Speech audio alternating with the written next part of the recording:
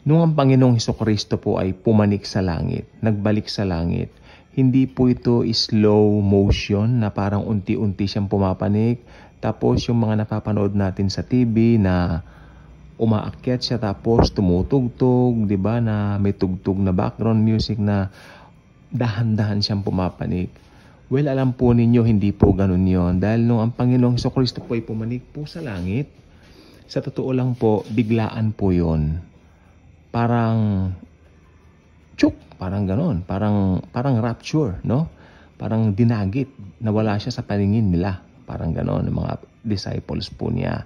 Kaya nakalagay po sa Book of Acts, meron pong account doon sa Acts chapter 1, nung pagpanik ng Panginoon sa langit, ito po ay biglaan. Right there and there, biglang may mga angels na tumingin sa mga disciples from above, sabi, bakit kayo nakaitingala, ika? Itong Jesus na ito na pumanik sa ganyang paraan, babalik din naman sa ganito rin pamamaraan. Ibig sabihin, sa pagbabalik ng Panginoong Hesukristo rito sa lupa, mabilisan din. Pero yung pace ng kanyang pagbalik na una, ito po yung rapture.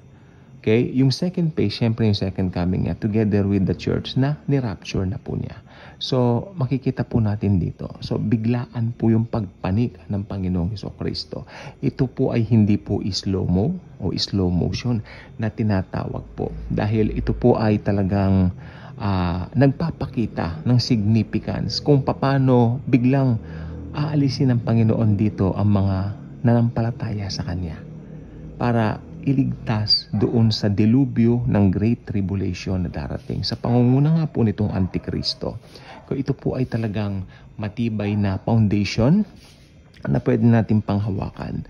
So kung titignan po natin ang mga pages po ng Bible, diyan meron po tayong mga makikita na pauna na ibinigay na po ng Panginoon upang atin pong manamnam at atin po itong masabing maging parallel doon sa mga future events na darating pa po. Like ito nga pong rapture. Ano po ba ang pinakahinihintay na po natin mga mananampalataya ngayon na susunod na events, na turn of events? Rapture po. Ito po ay sikreto.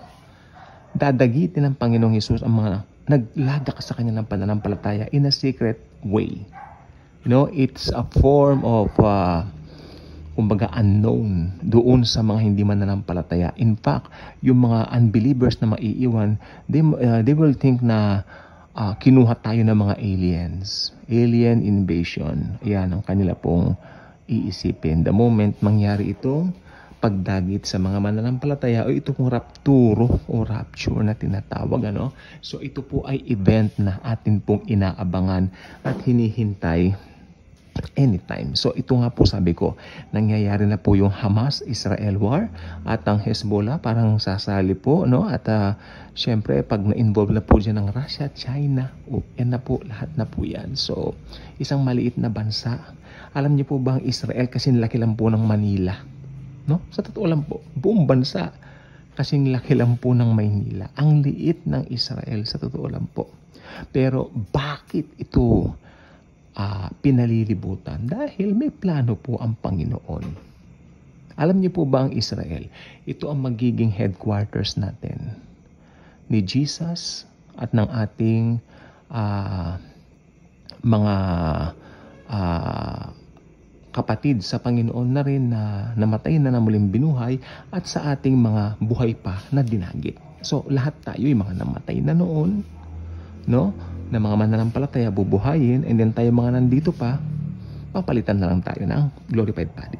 Sorry. Then, si King David po mismo ang magiging right hand ni Jesus during that time ng millennial reign dito nga po sa bansang Israel, particular po dito sa Jerusalem. Kaya mag-subscribe na po kayo dito dahil marami pa pong kaalaman akong i-share po sa inyo. Tiyak mamamanghat, magugulat kayo doon sa mga katotohanan ng Biblia.